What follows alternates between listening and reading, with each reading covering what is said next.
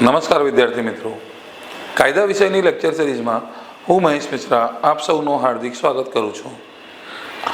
આપણે ભણી રહ્યા છીએ બીએસએ અને બીએસએના પ્રકરણ નંબર 7 પર આપણે પહોંચ્યા છીએ, જેમાં આપેલ છે સાબિતીના બોજા વિશે. બહુ નાનો પ્રકરણ છે, કલમ 104 થી 120 એક જ વિડીયો લેક્ચરમાં પૂરો થઈ જશે. સાબિતીના બોજા વિશે. સાબિતીનો બોજો એટલે કે સાબિત કરવાની જવાબદારી કોના ઉપર છે? કોઈ હકીકત જે અદાલતમાં રજૂ કરવામાં આવેલ છે એ સાબિત કરવાની જવાબદારી કોના ઉપર છે, એના વિશે ચર્ચા છે આ પ્રકરણની અંદર. તો સાબિતીનો બોજો, તો એનો શરૂઆત થાય છે કલમ નંબર 104 થી. સાબિતીનો બોજો: જે કોઈ એમ ઈચ્છતો હોય કે તેણે રજૂ કરેલી તકરારી હકીકતો અંગે ન્યાયાલય તેના પક્ષમાં નિર્ણય આપે તો તેણે સાબિત કરવું પડશે કે તે હકીકતો અસ્તિત્વ છે. બે વ્યક્તિ છે, રમેશ અને સુરેશ. રમેશ ઈચ્છે છે કે સુરેશને મોબાઈલ ચોરી કરવાના ગુનામાં સજા થાય. રમેશ ઈચ્છે છે કે સુરેશને મોબાઈલ ચોરી કરવાના ગુનામાં સજા થાય. તો રમેશને સાબિત કરવું પડશે કે સુરેશે મોબાઈલ ચોરી કર્યું છે.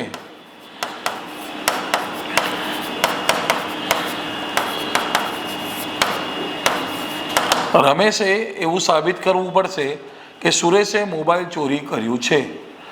અદાલત માની લેવા માટે બંધાયેલ નથી.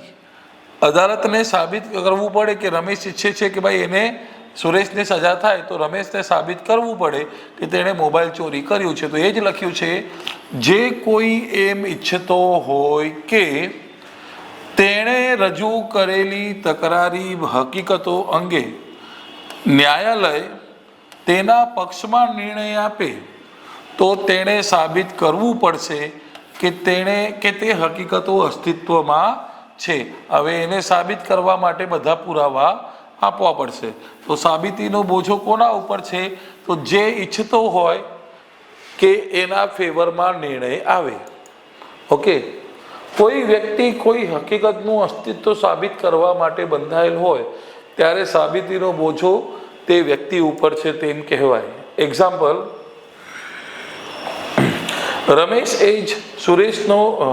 રમેશે જે ગુનો કર્યાનું સુરેશ કહે છે તે ગુના માટે ન્યાયાલય રમેશને શિક્ષા કરવાનો ફેસલો આપે એવું સુરેશ ઈચ્છે છે.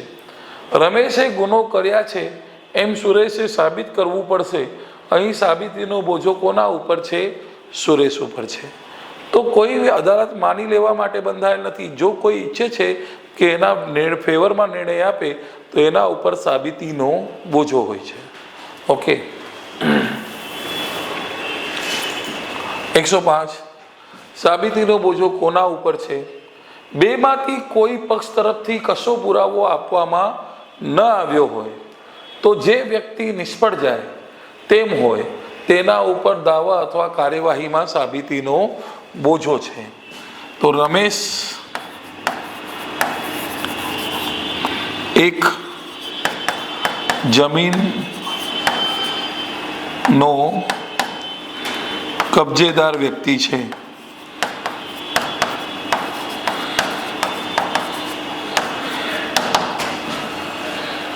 સુરેશ નામનો વ્યક્તિ છે એ એમ બોલે છે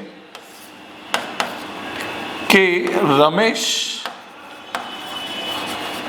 પાસે જે જમીન છે તે જમીન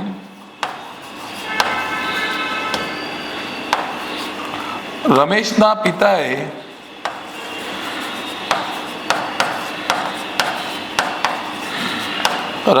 પિતાએ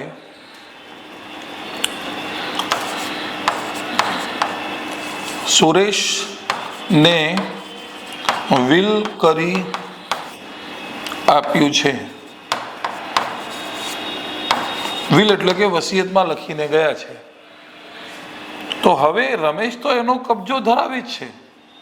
સુરેશ બોલે છે કે એ જમીન એના પિતાએ સુરેશને આપીને ગયા છે. તો હવે સાબિતીનો બોજો કોના ઉપર છે, રમેશ કે સુરેશ? તો હવે બંને પક્ષકારોમાંથી કશો પુરાવો આપવામાં ન આવ્યો હોય તો રમેશનો જમીનનો કબજો ચાલુ રહેશે. સાબિતીનો કોનો બોજો કોના ઉપર છે? તો જે એમ બોલે છે કે એને એ વિલ કરીને મળ્યું છે. તો એ જ લખ્યું છે કે બેમાંથી કોઈ પક્ષ તરફથી કશો પુરાવો આપવામાં ન આવ્યો હોય તો જે વ્યક્તિ નિષ્ફળ જાય તેમ હોય તેના ઉપર દાવા અથવા કાર્યવાહીમાં સાબિતીનો બોજો હોય છે. એક્ઝામ્પલ સાથે સમજીશું. જે જમીન રમેશના કબજામાં છે અને રમેશના પિતા મહેશે સુરેશને આપવાનું વિલ કર્યું હતું એવું સુરેશ ભારપૂર્વક કહે છે.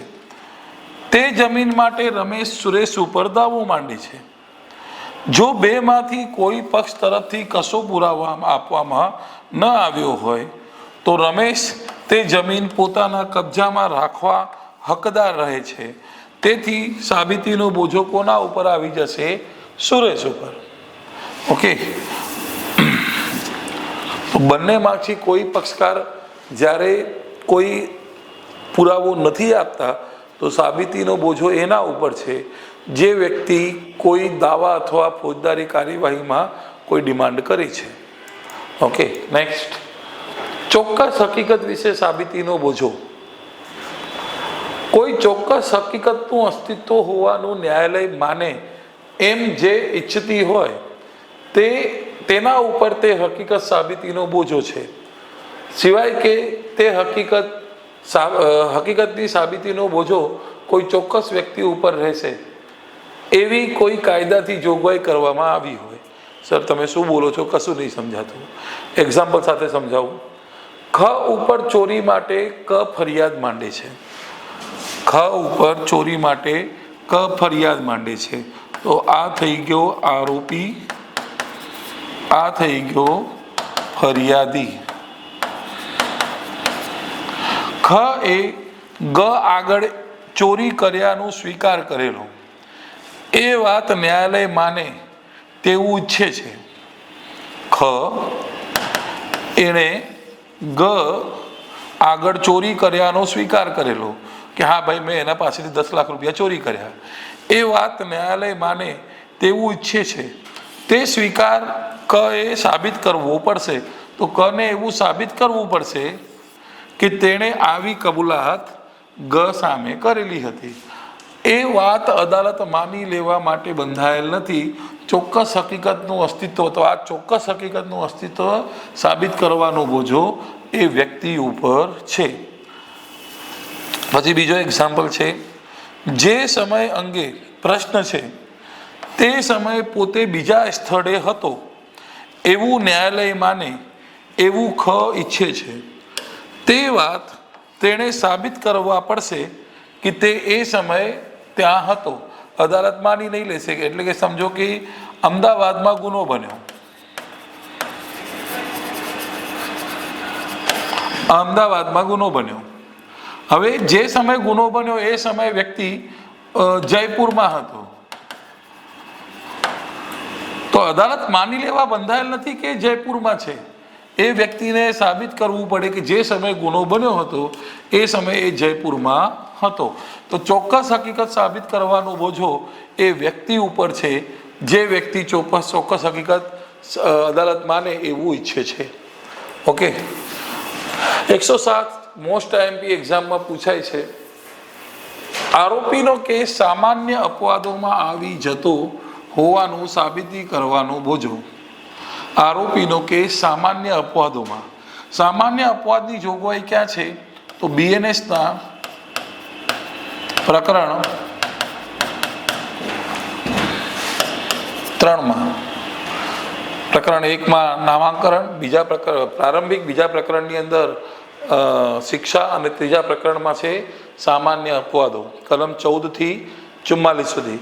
તો સામાન્ય અપવાદોમાં મેં આપને સમજાવ્યું હતું BNSમાં કે એવા સંજોગો આપેલા છે જેના અંતર્ગત કોઈ વ્યક્તિ કોઈનું મૃત્યુ પણ નિપજાવી દે, એવા સંજોગો આપેલા છે જેના અંતર્ગત કોઈ વ્યક્તિ કોઈનું મૃત્યુ પણ નિપજાવી દે તો પણ સજા ના કરી શકાય, પણ એ સંજોગ સાબિત કરવાની જવાબદારી કોના ઉપર છે? તો એ છે આરોપી ઉપર. અદાલત એ સંજોગો માની લેવા માટે બંધાયેલ નથી. તો એ જ લખ્યું છે કે આરોપીનો કેસ સામાન્ય અપવાદોમાં આવી જતો હોવાનું સાબિતી કરવાનો બોજો. કોઈ વ્યક્તિ ઉપર કોઈ ગુનાનો આરોપ મૂકવામાં આવ્યો હોય ત્યારે તે કેસને BNS 2023ના પ્રકરણ 3ના અપવાદમાં લાવવા ઈચ્છતો હોય, તો BNS 2023ના પ્રકરણ 3માં લાવવા ઈચ્છતો હોય તો અસામાન્ય અપવાદો લાવનારા સંજોગોનું અસ્તિત્વ સાબિત કરવાનો બોજો તે વ્યક્તિ ઉપર છે. ન્યાયાલય એવા સંજોગોને માની લેવા માટે બંધાયેલ હોતી નથી. તો અદાલત એ માની નહીં લેશે, અદાલતમાં સાબિત કરવું પડે એ સંજોગો. નેક્સ્ટ એક્ઝામ્પલ આપેલ છે કે જેના ઉપર ખૂનનો આરોપ છે તેનું એમ કહેવું છે કે પોતાનું કૃત્ય કેવા પ્રકારનું હતું તે મગજની અસ્થિરતાના કારણે પોતે જાણતો ન હતો. તો હવે એની મગજની અસ્થિરતા સાબિત કરવાનો બોજો એ વ્યક્તિ ઉપર છે. બીજું એક્ઝામ્પલ છે ખૂનના આરોપી કનું એમ કહેવું છે કે ગંભીર અને ઓચિંતા ઉશ્કેરાટના કારણે પોતે સાબિતીનો બોજો ક ઉપર છે, પોતાની જાત ઉપર કાબુ ખોઈ બેઠો હતો. તો એ જાત ઉપર કાબુ ખોઈ બેઠો હતો એ સાબિતી કરવાનો બોજો પણ એ વ્યક્તિ ઉપર જાય છે. ઓકે, નેક્સ્ટ 109 ખાસ કરીને જાણમાં હોય તે હકીકત સાબિત કરવાનો બોજો. કોઈ હકીકત ખાસ કરીને કોઈ અસ્તિત્વ વ્યક્તિની જાણમાં હોય ત્યારે તે સાબિત કરવાનો બોજો પણ એ વ્યક્તિ ઉપર હોય છે. એક્ઝામ્પલ કોઈ કૃત્યનો પ્રકાર તેના સંજોગો ઉપરથી સૂચિત થતા ઈરાદા સિવાય બીજા કોઈ ઈરાદા કોઈ વ્યક્તિ કે કૃત્ય કરે તો ઈરાદો સાબિત કરવાનો બોજો તે વ્યક્તિ ઉપર છે. હવે એક એક્ઝામ્પલ આપું. એક બિલ્ડિંગ છે, ઓકે, એ બિલ્ડિંગની અંદર આગ લાગી જાય છે 4થા માળ ઉપર, 4th ફ્લોર પર આગ લાગી જાય છે. હવે 4th ફ્લોર પર આગ લાગી જાય છે અને પછી કોઈ વ્યક્તિને બચાવવા માટે ઉપરથી કોઈ વ્યક્તિ અન્ય વ્યક્તિને નીચે જ છોડે છે. હવે એનો ઈરાદો સાબિત કરવું પડે એને કે એણે એ સારા ઈરાદા સાથે ઉપરથી નીચે છોડ્યો છે કે ખરાબ ઈરાદા માટે. બરોબર, તો એ જ લખ્યું છે ખાસ કરીને જાણમાં હોય તે હકીકત સાબિત કરવાનો બોજો એ કોઈ હકીકત ખાસ કરીને કોઈ વ્યક્તિની જાણમાં હોય ત્યારે તે સાબિત કરવાનો બોજો એ વ્યક્તિ ઉપર છે. કોઈ કૃત્યનો પ્રકાર અને તેના સંજોગો ઉપરથી સૂચિત થતા ઈરાદા સિવાય બીજા કોઈ ઈરાદાથી કે કોઈ વ્યક્તિએ તે કૃત્ય કરે તો તે ઈરાદો સાબિત કરવાનો બોજો એ વ્યક્તિ ઉપર આવી જાય છે. નેક્સ્ટ 110 30 વર્ષ દરમિયાન હયાત હોવાનું જેના વિશે જાણવામાં આવ્યું હોય તે વ્યક્તિનું મૃત્યુ સાબિત કરવાનો બોજો. હવે કોઈ વ્યક્તિનો 30 વર્ષ દરમિયાન ખબર અંતર ક્યાંક ને ક્યાંક મળ્યો હોય અને કોઈ વ્યક્તિ એમ બોલે છે કે એ વ્યક્તિ મૃત્યુ પામ્યો છે તો એ વ્યક્તિ ઉપર એનું મૃત્યુ સાબિત કરવાનો બોજો છે અદાલત માની લેશે નહીં.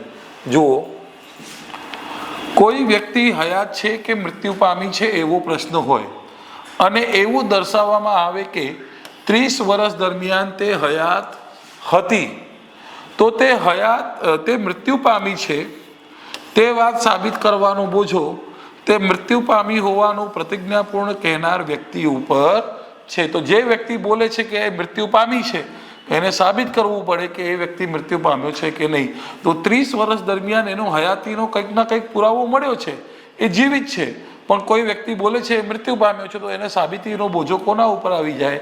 એ વ્યક્તિ ઉપર. દાખલા તરીકે કોઈ વ્યક્તિએ LIC પાસેથી વીમો કરાયો અને વીમો કરાયા પછી એ પોતાનું કામકાજ કરતો હતો.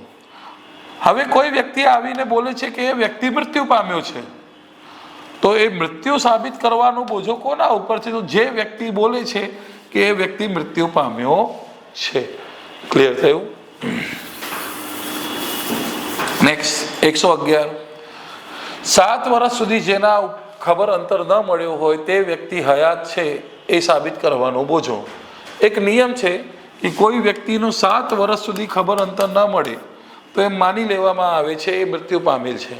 અને કોઈ વ્યક્તિ બોલતો હોય કે નહીં એ તો હયાત છે, તો સાબિતીનો બોજો કોના ઉપર આવી જાય? એ વ્યક્તિ ઉપર. તો એ જ લખ્યું છે, જ્યારે કોઈ વ્યક્તિ હયાત છે કે મૃત્યુ પામી છે એવો પ્રશ્ન હોય અને સાબિત થયું હોય કે હયાત હોત તો જે વ્યક્તિઓને તેના ખબર અંતર સ્વાભાવિક રીતે મળ્યા હોત તેમને 7 વર્ષ સુધી તેના ખબર અંતર મળ્યા નથી, તો તે હયાત છે એવું સાબિત કરવાનું બોજો તે હયાત હોવાનું પ્રતિજ્ઞાપૂર્ણ કહેનાર વ્યક્તિ ઉપર આવે છે. કલમ 111 છે. નેક્સ્ટ 112, માલિકી વિશે સાબિતીનો બોજો.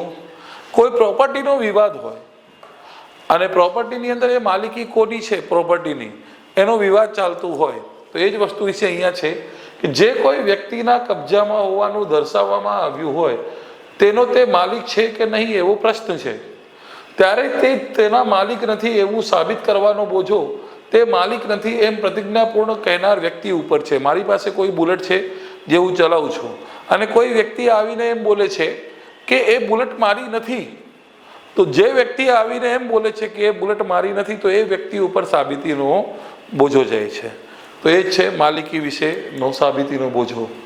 નેક્સ્ટ 116 મોસ્ટ આઈએમપી યાદ રાખજો. અહીંયા છે નિર્ણાયક સાબિતી.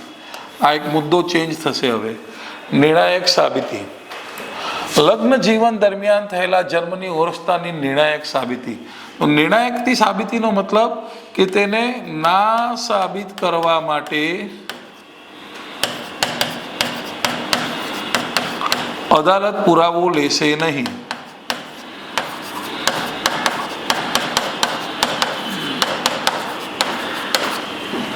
ના સાબિત કરવા માટે અદાલત પુરાવો લેશે નહીં. શું છે આની અંદર થોડું સમજાવું છું.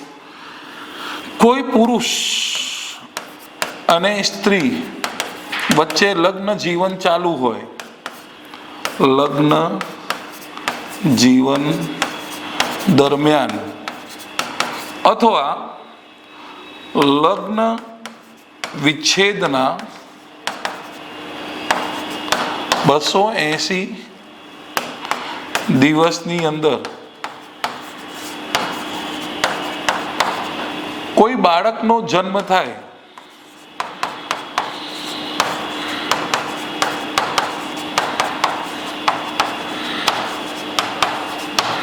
અને એવું દર્શાવવામાં આવે કે લગ્ન જીવન દરમિયાન અને લગ્ન વિચ્છેદના 280 દિવસની અંદર એ બંને એક જ હતા અને સ્ત્રી બીજો લગ્ન કર્યો ન હતો, તો પછી એમ માની લેવામાં આવશે કે તે બાળક તે પુરુષનો ઔરસ પુત્ર છે. અદાલત તેને ના સાબિત કરવા માટે પુરાવો લેશે નહીં. કોઈ પુરુષના લગ્ન જીવન દરમિયાન અથવા લગ્ન વિચ્છેદના 280 દિવસની અંદર કોઈ સ્ત્રીને બાળકનો જન્મ થાય છે, તો એ બાળક તે પુરુષનો જ છે એમ માની જ લેવામાં આવશે. એ નિર્ણાયક સાબિતી છે. અદાલત તેને ના સાબિત કરવા માટે પુરાવો લેશે નહીં. જો એ જ લખ્યું છે. કોઈ વ્યક્તિનો જન્મ તેની માતા અને પુરુષ વચ્ચે કાયદેસર લગ્ન જીવન ચાલુ હોય તે દરમિયાન અથવા તેમના લગ્ન વિચ્છેદ પછી તેની માતા અપરિણિત રહી હોય અને 280 દિવસની અંદર થયો હોવાની હકીકત તે વ્યક્તિ તે પુરુષના ઔરસ પુત્ર હોવાની નિર્ણાયક સાબિતી છે. સિવાય કે એમ દર્શાવી શકાતું હોય કે લગ્નના પક્ષકારો તે વ્યક્તિનું ગર્ભાધાન શક્ય બન્યું હોય એવા કોઈ સમયે એકબીજાના સમાગમમાં આવ્યા ન હતા. ઓકે, તો આને નિર્ણાયક સાબિતી છે. 116 કલમ યાદ રાખી લેજો. નેક્સ્ટ 117, પરિણિત સ્ત્રીએ કરેલા આપઘાતમાં મદદગારી કરી હોવાનું માની લેવા બાબત. અહીંયા શું આવ્યું છે? માની લેવા બાબત. તો આ વર્ડ જ્યારે આવે તો એનું મતલબ શું કે જ્યાં સુધી એ ના સાબિત ન થાય ત્યાં સુધી તે સાબિત થયેલ છે એમ માની લેવામાં આવશે. એમાં શું આપેલ છે કે કોઈ સ્ત્રીનો લગ્ન થાય છે અને એના 7 વર્ષની અંદર અપ્રાકૃતિક કારણોસર તેનું મૃત્યુ થાય છે અને એવું દર્શાવવામાં આવે કે મૃત્યુના તરત જ પહેલા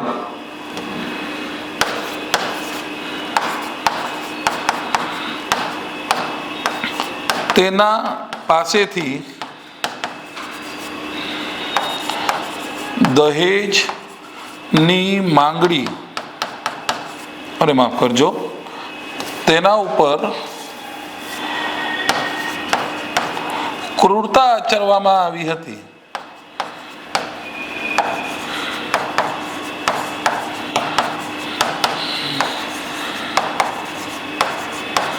તો એમ માની લેવામાં આવશે કે તે સ્ત્રી એને આત્મહત્યા કરવા માટે પ્રેરવામાં આવ્યું છે, આપઘાત કરવા માટે પ્રેરવામાં આવ્યું છે. જો લખ્યું છે,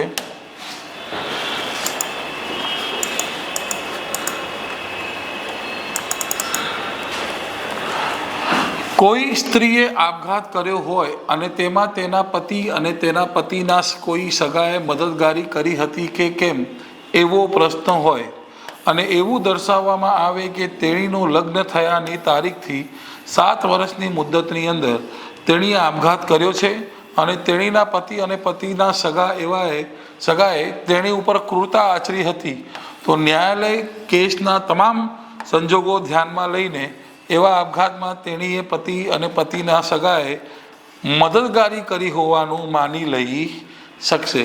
તો માની લેશે અને જ્યાં સુધી હવે એ લોકો ના સાબિત ના કરે એના પતિના સગા, ત્યાં સુધી એ સાબિત જ છે કે એણે આત્મહત્યામાં મદદગારી કરી છે.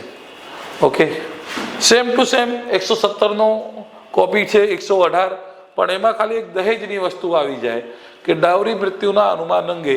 તો લગ્નના 7 વર્ષની અંદર એનું મૃત્યુ થાય છે અને મૃત્યુના તરત જ પહેલાં એવું દર્શાવવામાં આવ્યું હોય કે એના પાસેથી દહેજની માંગણી થઈ હતી, તો એમ માની જ લેવામાં આવશે કે દહેજ મૃત્યુ છે. અદાલત એને ના સાબિત જ્યાં ન થાય ત્યાં સુધી એ સાબિત થયેલ છે તેમ માની લેશે. તો દહેજ મૃત્યુ અંગે અનુમાન, કોઈ વ્યક્તિએ કોઈ સ્ત્રીનું દહેજ મૃત્યુ નિપજાવ્યું છે કે કેમ એવો પ્રશ્ન ઉપસ્થિત થાય અને તેના મૃત્યુ અગાઉ તેવું જણાય કે દહેજ અંગેની કોઈ માંગણી માટે અથવા તેના સંબંધમાં આવી વ્યક્તિએ આવી સ્ત્રી પ્રત્યે ક્રૂરતા આચરી હતી અથવા ત્રાસ આપ્યો હતો, ત્યારે ન્યાયાલય એનું અનુમાન કરશે કે આવી વ્યક્તિએ દહેજ મૃત્યુ નિપજાવ્યું છે. ઓકે, નેક્સ્ટ 119, કેટલીક હકીકતોનું અસ્તિત્વ ન્યાયાલય માની લઈ શકશે. હવે ઘણી બધી એવી વસ્તુ છે જે અદાલત માની લેશે કે એ સાચું જ છે.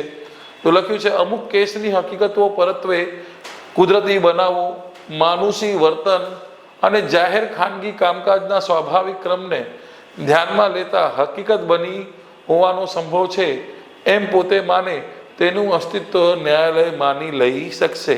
તો ઘણી બધી એવી વસ્તુ હોય જે અદાલતમાં સાબિત કરવાની જરૂર હોતી નથી, અદાલત એને સાચું છે માની લઈ શકશે. એના વિશે જોગવાઈ છે કલમ 119. એક્ઝામ્પલ પણ આપેલ છે. 120, બળાત્કાર માટે કેટલીક ફોજદારી કાર્યવાહીમાં સંમતિ ન હોવાનું માની લેવા બાબત. કોઈ પુરુષ અને સ્ત્રી વચ્ચે શારીરિક સંબંધ બાંધવામાં આવ્યું છે એવું પુરવાર થઈ ગયેલ હોય અને સ્ત્રી એમ જણાવે કે તેણીએ સંમતિ આપી ન હતી, તો અદાલત એ માની જ લેશે કે બળાત્કાર છે અને એ સંમતિ આપેલ ન હતી. હવે એને ના સાબિત ન થાય ત્યાં સુધી એ સાબિત થયેલ છે એમ પુરવાર થયેલું રહેશે. BNSની કલમ 64 હેઠળ ફોજદારી કાર્યવાહીમાં જ્યારે આરોપી દ્વારા જાતીય સંભોગ કર્યો હોવાનું સાબિત થાય અને એવો પ્રશ્ન હોય કે જેના ઉપર બળાત્કાર થયો હોવાનું કહેવાતું હોય, તેવી સ્ત્રીએ સંમતિ સિવાય કરવામાં આવેલ છે કે કેમ અને એવી સ્ત્રી તેણીમાં પુરાવામાં ન્યાયાલયમાં સમક્ષ એવું જણાવે કે તેણીએ સંમતિ આપી ન હતી, તો ન્યાયાલય માની લેવું જોઈશે કે તે બળાત્કાર છે અને તેની સંમતિ વગર કરવામાં આવે છે. ઓકે, તો 120માં બળાત્કાર વિશે માની લેવા વિશે છે. અહીંયા આ પ્રકરણની અંદર જે છેલ્લો કલમ હતો એ પૂરો થાય છે.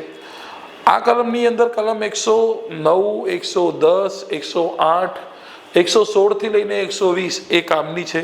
થોડું એના ઉપર વધારે ફોકસ કરજો, બાકી ખાલી સમજવા લાયક હતું. ઓકે, તો આ વિડીયો લેક્ચરમાં આટલું જ. Thank you very much. જય હિન્દ, જય ભારત.